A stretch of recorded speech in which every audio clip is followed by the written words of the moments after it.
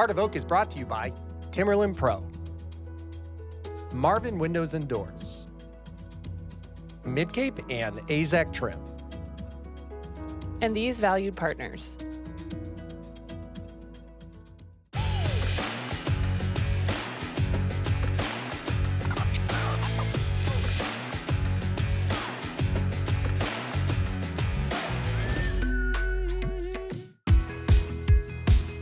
The first house I ever did was in Hingham. It was a tiny little ranch that was a short sale. When I bought the house, I was still working in the corporate world. I didn't really have much money at all. So I was really doing everything myself. I was tiling myself. I did all the reframe myself. I did a lot of the demolition with Lizzie. Lizzie and I did it. And this is when Lizzie was pregnant with Oakland. Chestnut was actually the street that we did our first project ever. Before Oak development was a thing, when both of us had other full-time jobs. I did it kind of as a way to pay off college debt. And I was working 5 days a week in corporate America, traveling all over the country. And then on the weekends, I would drive down to Hingham and I would work on the house. So I worked 7 days a week for 9 months and just grind it out. Coming from work there after work to get the work done ourselves, PJ did the entire thing alone. You know, I was painting the deck while I was pregnant with our daughter. During that time, I didn't have kids yet, so I could sleep in the house on the weekends with no electricity. It didn't really matter. I just did whatever I had to do because I thought to myself, if you can watch these people on TV do it, why can't I do it? I have the backbone of the business. I sold real estate in my 20s. I swung a hammer for my dad. I operated heavy machinery. I understood every aspect of what I needed to do to get it done. So when I bought my own first house, I was all in. I just was like, I'm doing this to make money.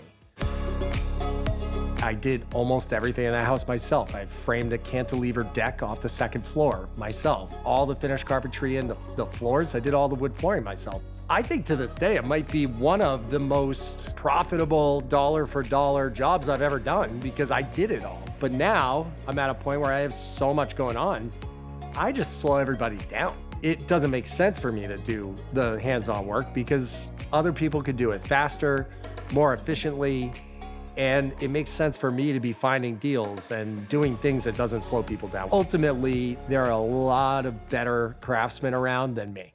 So why wouldn't I hire them to do it if I can get it done faster and better?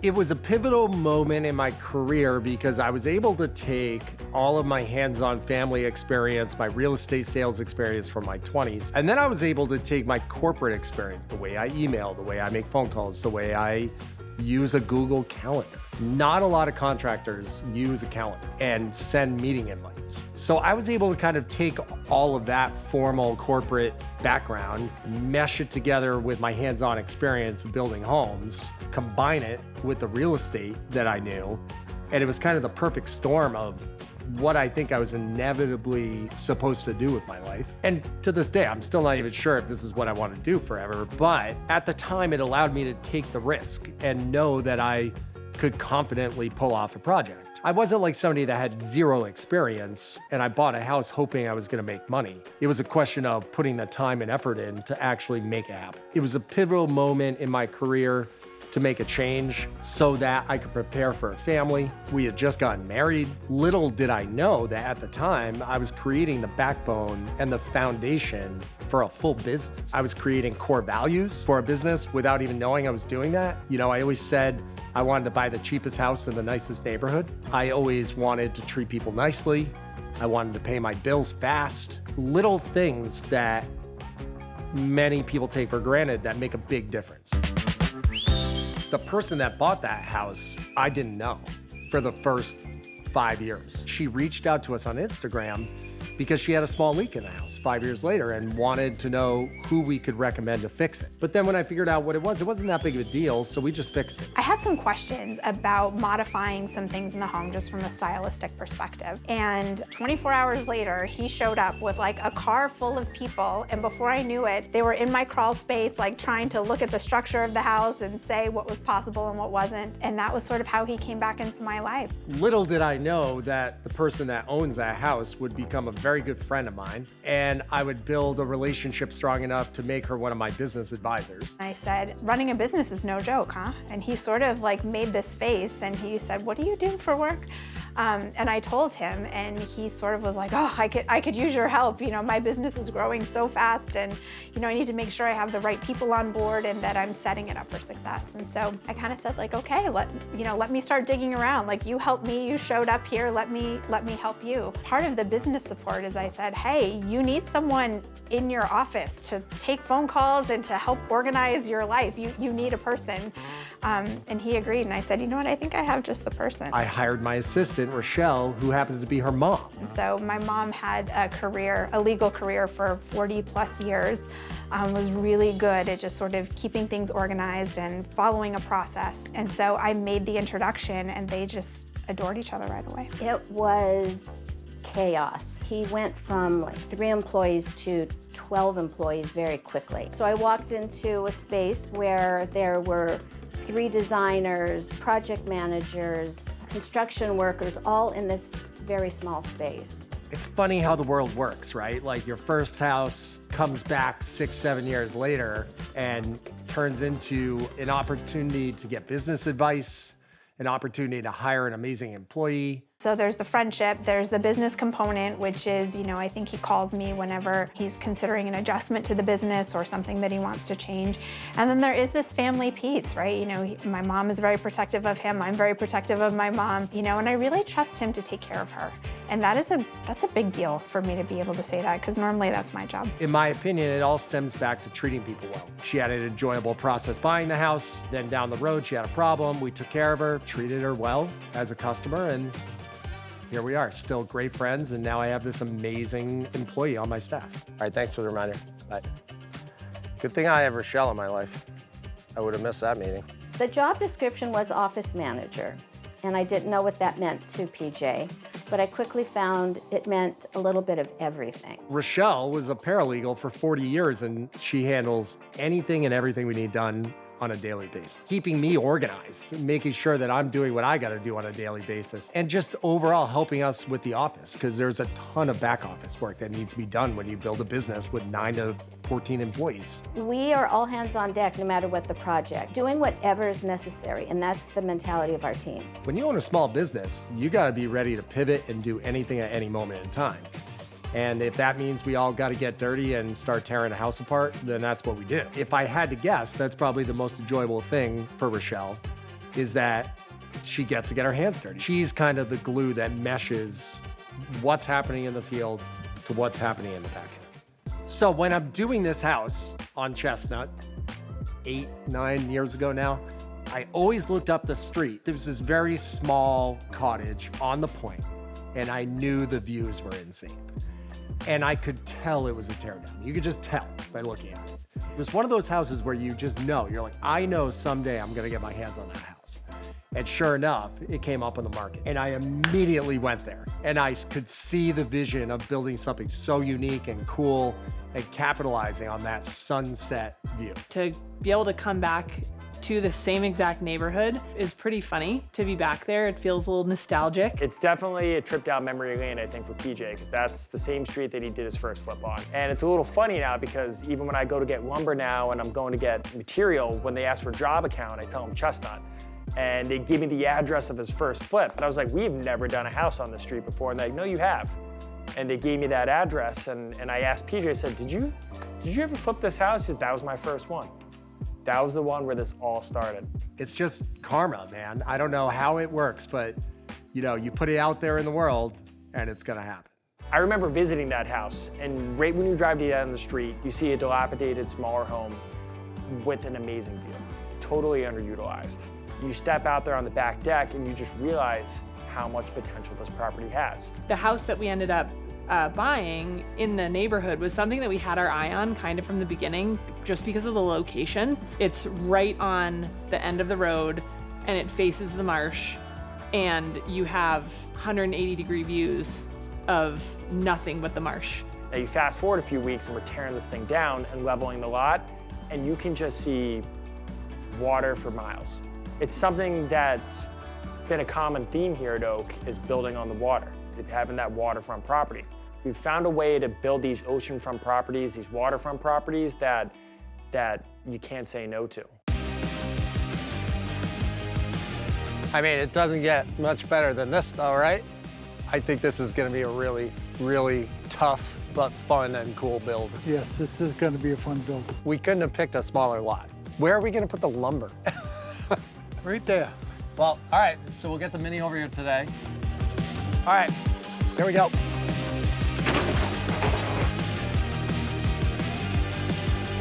So we definitely are good at tearing houses down. My dad was known as being extremely rough. A bull in a china shop, I think is what they call it. So I have some of that trait in me. I'm really good at destroying things. This thing is only 900 square feet, so it's gonna come down in 20 minutes. I'll take the first hit at it because it took a lot of energy to get this. I want the first hit. So I'll take the first couple hits, get it going, and then turn it over to the expert, let him get it wrapped up. He'll do it way cleaner and faster than me. I wish we had the Guinness Book of World Records out that day because PJ took that house down in record time. I think it was like 14, 15 minutes flat, and it was leveled. And now, there were a few instances where it looked like PJ was gonna tip over in the machine. It's the closest I've ever come to flipping a machine. This might have been the quickest house that came down. I mean, I got here for the hose. But it takes a highly skilled, highly trained operator to run a hose. It sure does.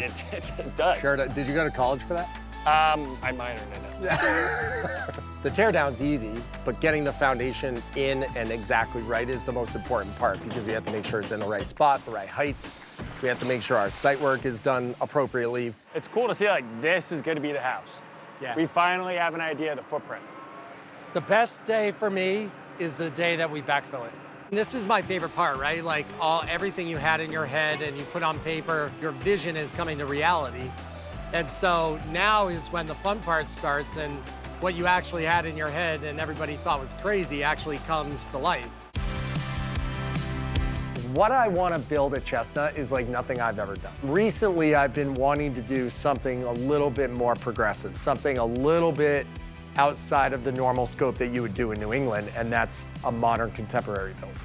And I've never done one, but it's building a house. What difference is it, right? Like you got to adapt yourself and change the way you think. I was a little bit apprehensive at first, but we knew that if we were gonna do a modern build, this was the right spot to do one, given the view and the location, and it ended up working with like the way that the house faces. The whole back of the house is essentially glass, and you really capture that marsh view. The plan we came up for that one, it's ultra modern. It's something we're stepping outside the box for, but it's something that fits that spot. You couldn't put that house anywhere else, in my opinion, but that location. The view is better than I thought.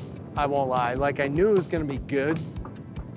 I didn't realize it was gonna be this good. You've got 150, 160 degree view of just amazing marshland. When I first came up with this design, I went to my architect, Jonathan, and he's like, dude, I can't. There's no way I can build this. I can't draw this. This is not my jam. I'm like, come on, just try it. You know, we know it's different. We know it's progressive. We know it's not what everyone's gonna like. I'm not in this business to build everything that everyone else is gonna like. I'm in this business to build what I feel is the right thing to build. And I think what we came up with is pretty cool. We're definitely kind of breaking the norm here, especially in this part of Hingham, to put up this large of a house on this street, but it's done tastefully. You know, we came in here with an architect and we tastefully put a modern house right on the waterfront. The next hurdle with a design like this, you can't put that on Main Street in Hingham, right? You have to know where to put this design. Chestnut's perfect, because that neighborhood there's no architectural consistency. I think it's the right spot. I'm excited about it. I think it's different. I think some people think I'm crazy. Some people think it's ugly. I don't really care. It's window day. Mid-Cape just delivered all of our Marvin windows here at 10 Chestnut. There's a lot of windows, and that's an understatement. With there being so many windows, we gotta triple check everything to make sure that every window gets to its final resting spot, the correct location. There's a lot of deviations from these plans from when we start to when we actually frame it. So we need to make sure that the window order still matches up with the frame. There is some things I'm noticing though that aren't, like that should be a tempered window. It's calling for a C static, a C left hand, and a C right hand, all on the south elevation. This house is predominantly glass. The big glass fishbowl. Once the roof, windows go in, and siding goes up, we're able to then start the mechanicals because it becomes weatherproof. So now we're putting electrical, plumbing, HVAC in, and really ripping and rolling. So we're right around the corner. Now that it's up, I'm actually really happy with it because I thought it was going to be too big. It's actually not overpowering. If you look at it from the front, it's a 2.5-story house. From the back, it appears to be a 4-story house, but it's actually not. It's just a finished basement with a walkout. What happens in these instances where I make the decision to do something wacky is now everybody behind me has to follow. And I'm not making the sole decision, right? Like we're definitely talking about it as a team, but a lot of times these crazy ideas are just brainchilds of mine that we bring to reality. And I don't know how to do all of it, right? And so I have to depend on my team to not only believe in it and trust it, but then execute on it. So Tom doing this concrete siding in panels with these channels that we've never used before is kind of a commercial application, but we're adapting it to a residential home. So it took weeks of research for us to figure out like, what product do we use? How do we use it? How do we use it right? The layout of this house is really cool. There's actually 4 levels to the home because the basement level is a walkout basement. Everybody's really good about making the decision that's right for the business, not necessarily what they think is right. If an employee comes to me and is adamant about not doing something I'm saying, you know what? Great, let's do it your way. I've seen more of his team than I have seen of him in the neighborhood, and I think that that's really important. There was a time when PJ felt like he had to supervise every project and sort of be on site and be the go-to person, and now he's cultivated a team around him that he trusts of people to be able to execute on his behalf. He encourages our participation. He tells us what he's doing all the time. He just wants to get feedback, which is really good for all of us. Even my subcontractors, I'm not the expert. Subcontractor is the expert of what they do. They are the master of their craft. It's a collaborative effort from everybody, and a job like this, where we're doing something completely different outside our normal scope and really pushing the envelope, it's important that everybody weighs in and everybody kind of thinks outside the box. So I talked to Bob about this project yesterday because we're about 3 months from having this thing ready to go on the market. We could try to move it now, but people just aren't gonna get it. We're challenging the status quo here. This is outside of what you'd see in a traditional New England home. It's very modern architecture, a mixture of kind of flat and angled roofs, really kind of modern, high-end design. The beauty of that lot, where you basically have waterfront views from every room on the back of the house, a walkout basement to a beautiful patio that's right in the water. You can pick up a paddleboard and walk directly in. It's a very, very unique property. This is one of those projects that needs to be complete, fully done, and maybe even staged, so that when we open that door and we list it and Bob is running an open house, we're showing our best work at its prime. What I love most about it is that it doesn't fit the mold, and it's not about the quantity of buyers that you can drive to a property like this. It's finding the right buyer that's looking for that modern architecture that wants to live on the water in Hingham. Really, really exciting project.